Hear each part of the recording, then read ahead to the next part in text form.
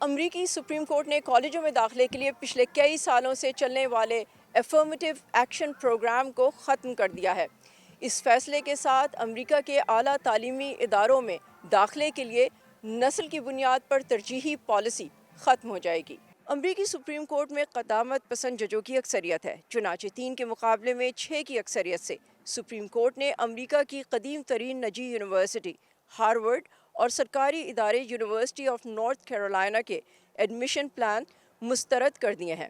امریکی صدر Joe Biden نے سپریم کورٹ کے فیصلے پر فوری رد عمل میں کہا کہ افرمیٹیو ایکشن پروگرام کے معنی یہ نہیں کہ جو طلبہ معیار پر پورے نہیں اترتے انہیں بھی یونیورسٹیوں میں نسل کی بنیاد پر ترجیح دی جاتی ہے۔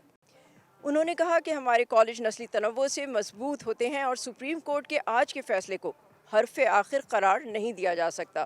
ریپبلکن ہاؤس اسپیکر کیون میکارتھی نے ٹویٹ کیا ہے کہ اب طلبہ برابری کے معیار اور انفرادی میرٹ کی بنیاد پر مقابلہ کر سکیں گے۔ اس سے کالج میں داخلے کے عمل کو منصفانہ بنایا جائے گا اور قانون کے تحت مساوات کو برقرار رکھا جائے گا۔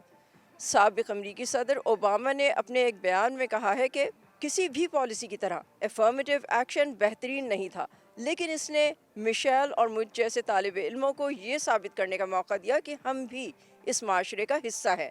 ابھی ہم سب پر منحصر ہے کہ ہم نوجوانوں کو وہ مواقع فراہم کریں جس کے وہ مستحق ہیں۔